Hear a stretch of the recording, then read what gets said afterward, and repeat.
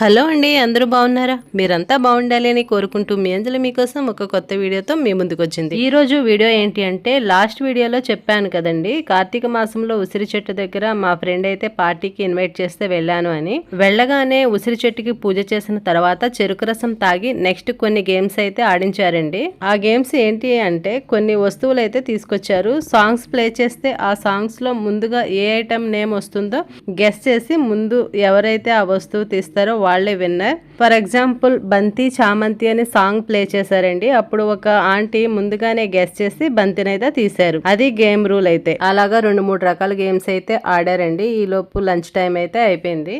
అలాగే గేమ్స్ లో గెలిచిన వారికి గిఫ్ట్స్ అయితే ఇవ్వడం జరిగిందండి.